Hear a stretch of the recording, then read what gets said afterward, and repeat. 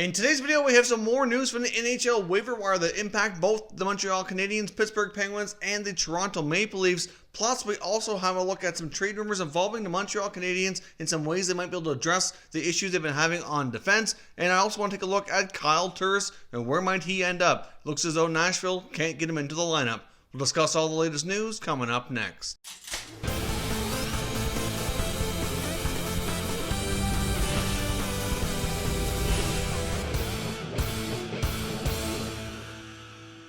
So welcome back here to Top Shelf Hockey. I want to kick things off here with news from today's NHL Waiver Wire with yesterday's players placed on waivers, which include Montreal Canadiens goaltender Keith Kinkaid and Penguins forward Joseph Blandisi have both been cleared and now likely are going to be assigned down to the American Hockey League. Now, in Montreal's case, they have called up goaltender Caden Primo, who many look upon as being one of their top prospects in the system, a potential goaltender of the future once Carey Price is, no longer the starter down the road. It's certainly a possibility. I mean, almost at the same time, though, Price is locked up for 7 more years, so it's certainly debatable on when Primo will get his opportunity. I guess a lot of that's going to depend on Carey Price's play and how things go for the Habs over the next number of years. But of course, he get the call up over a more veteran pro and Charlie Lindgren. But Primo certainly looked pretty solid down in the AHL this year, his first pro season after coming out of college hockey. And he certainly is quite a bright spot for Montreal. So it'd be interesting to see if he gets to play or not, or if he just rides the bench behind Carey Price. Either way, it'll be a good experience for him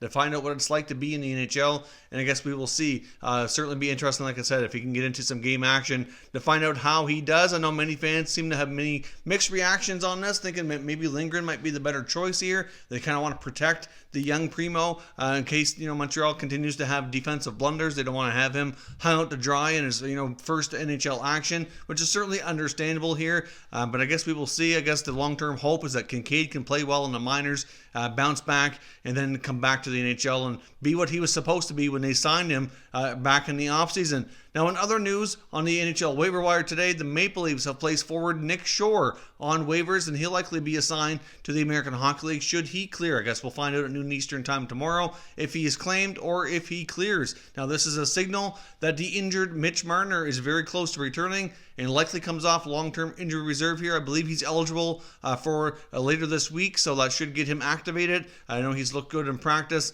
and the comments from Kyle Dubas indicated that he was supposed to be returning hopefully very soon, that things were going well with his return and no setbacks or anything of that nature. So that's a good sign for the Leafs to get Marner back. Of course, Nick Shore was the victim here in a numbers game. Of course, it seems as though head coach Sheldon Keefe is kind of doing things a lot of the opposite of what Mike Babcock did when he was the head coach in Toronto. A lot of decisions are being made differently with Dubas and Keefe working together here. Of course, Nick Shore was often favored to play over Jason Spezza and Nick Petan, and that certainly has changed a little bit. Shore has 2 points in 20 games, with mostly playing fourth line duty during his time in the lineup. So I guess we will see. I would think more than likely Shore clears, goes down to the minors. They've also called up Martin Marincin as well to play on the blue line. So we'll see exactly how their D pairs look in their next game against the Colorado Avalanche and the returning Nazem Kadri. Should be a fun game to watch and see how everything goes. Now, as I mentioned, I want to take a look at a couple of trade rumors, one involving Nashville Predators forward Kyle Turris. Now, he's been a healthy scratch now for 6 consecutive games. Head coach Peter Laviolette doesn't seem to want to play him. I know I've seen comments recently from general manager David Poyle that basically saying that Kyle Turris has not requested a trade, that he remains to be, good attitude. He's a good pro. He just wants to play. He doesn't care if he's playing a top 6 role, bottom 6 role, fourth line center, put him on the wing. He just wants to play and get into the lineup and try to find a way to contribute. I know last year Turris battled a lot of injuries. So far this year, he said he's remained healthy. He feels confident. He got off to a better start this year. And for whatever reason, I guess his game wasn't satisfactory to head coach Peter Laviolette, and now find himself kind of basically in the doghouse. They've called up players from the minors on multiple occasions to play ahead of Turris in the lineup when Victor Arvidsson was out as well. This seems a little bit baffling. I understand Turris might not be the $6 million man, at least playing up to that potential, since last year, but he's certainly, a better option in a lot of cases than most of their players that they would have in the AHL. Why would they want to continuously sit out a $6 million player when they can give him a chance to show what he can do? And, he's never been, a real huge superstar in the NHL, but especially during his time in Ottawa, was a solid number one, number two center. Mostly, even when he was number one in Ottawa, he was really better suited for most teams to be a number two. Had some big playoff runs, so he's certainly capable of playing better. They just need to give him more of an opportunity. So it's certainly going to be no secret here that Poile's tried to trade him since the offseason, but that contract he immediately signed him to after acquiring him in that three-way deal with the Senators for Matt Duchene back a couple of seasons ago was certainly not looking good right now. Obviously, $6 million is tough to move when you're not getting in the lineup and you're not putting up much in the way of offense. But like I said, he did start off stronger earlier in the year, so it seems as though things were kind of moving in the right direction. But he was getting a lot less playing time as well. When he was playing, his average ice time, I believe, was around 11.5 to 12 minutes. So that's not really a lot of time for a player of his magnitude to have an opportunity to create. But there's certainly lots of talk about different teams looking for forward help or center ice help, and he could certainly help a lot of teams around the league. But the only problem is that contract. There really hasn't been a lot of link around to which teams might be looking to acquire him or what kind of conversations have been had. But it's no secret he's available. It's no secret Laviolette doesn't want to seem to play him, and many feel with all these healthy scratches in a row that Nashville's really pushing hard for a trade. It's just a matter of finding that right opportunity. So what I'd like to hear from you is give me your mock trades for Kyle Turris. Which teams out there do you think would be well positioned to take a chance that he could reemerge to be the player he used to be and earn that $6 million contract should they make the acquisition? Let me know what you think in the comments and we'll continue the conversation. Now, as I mentioned as well, I want to flip back to the Montreal Canadiens. Of course, as we know, they've had their share of issues as of late, being losing 8 straight games. 5 of those come in regulation, 3 in overtime. They've had poor play from Carey Price. Their defense does not look good, and they haven't been able to score as much as they'd like either. Over the last few days, we talked a little bit about their offense and the possibility of maybe acquiring Taylor Hall, but as I've said in those videos, as much as that might be a good thing and probably would be something wise for them to look into, I don't think it's really the only thing they need to look at. I guess we'll see here how goaltending goes. They have to really hope that Price bounces back, because either that or Cade Primo can get hot if he's given an opportunity. But I guess we'll see how that goes. But Price is obviously going to be the main player in that position. But their defense could certainly use some work. Victor Mete is now out for a couple of weeks, and they have a lot of players back there in the blue line that are younger, inexperienced, and I guess just not physical enough for certain aspects of the game. So there's a recent article here discussing some potential targets that Marc Bergevin should look at to address the help that they need on the blue line.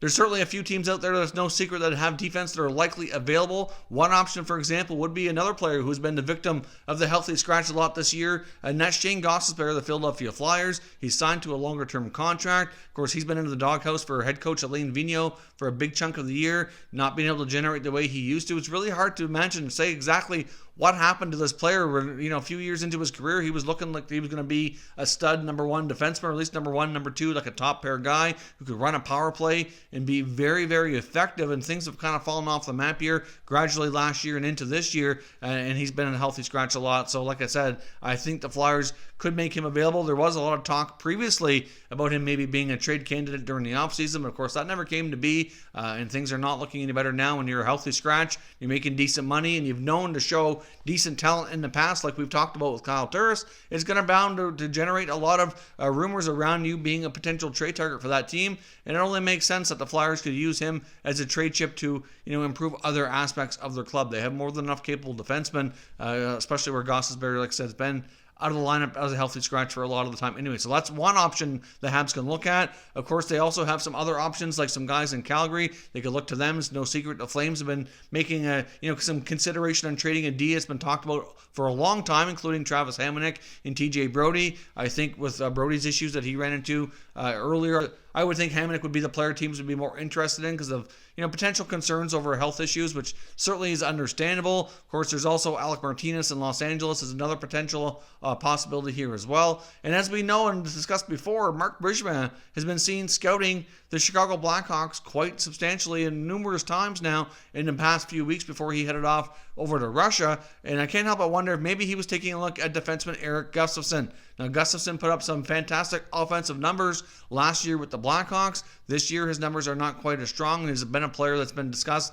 as potential trade target. Of course, you look around the Hawks lineup here, they have some other guys based on contracts that likely wouldn't be going anywhere, and they have a lot of good young D coming up into the mix here that likely should be taking spots over the next 1 or 2 years, and makes Erik Gustafsson a player who is certainly somebody they can part with. And now, obviously, I'm not sure what the price would be to make that kind of acquisition, but it certainly would make sense that that would be the type of player that maybe Marc Bergevin might be looking to acquire. So out of all those options, especially if you're a Habs fan, let me know what you think down in the comments. If Marc Bergevin were to go out and try to find some help on the blue line, which of those options would make the most sense, and what would your mock trades be to make the acquisition? Now, there's also been some talk. I've seen some fans that are calling for Claude Julien to be fired. I'm not really sure that's going to take place. As I mentioned before, we've seen Marc Bergevin with his head coaches be very patient. I know Bergevin was getting a lot of heat and pressure from fans to fire Michel Therrien for a long time before he actually did that. I believe Julien's contract was fairly long-term as well. And I know for a team like Montreal, it's not always a huge thing. Ultimately, they have deep pockets. It's not the end of the world. But at the same time here, I can see him remaining patient with Julien. He's over in Russia right now, and there's been some talk that he was meeting with former NHL head coach Bob Hartley, who's coaching over there, about a potential return, maybe to replace Julien. That has been confirmed not to be the case. Bob Hartley did have something going on with his club in the KHL where there was believed that he might be on the outs, but that's not the case at all. He's made a comment that he's happy to remain with that club and stay coaching in the KHL. It doesn't have anything on the horizon for an NHL return. The main purpose for Bergevin's visit over to Russia was to see Romanov, as well as a potential other Russian goalie that apparently he had his eye on, who could be signed as a free agent here soon as well. So I believe that was Bergevin's main purpose over in Russia. There was some belief that they did have at least a phone conversation, but that doesn't mean he was talking to Hartley about coming over to take on the head coaching job and parting with Claude Julien. I mean, could it happen? I guess it's possible, but at this point, I think a trade is much more likely than a coaching change in Montreal. So that is all your latest news updates for today. Of course, as always, want to know your thoughts and opinions and everything discussed down in the comment section, and we can continue the conversation. If you're new to the channel, consider subscribing and turning on your notifications so you don't miss any future content, and give this video a thumbs up if you enjoyed it as well. I'd appreciate it if you did. As always, thank you for watching, and I will catch you next time.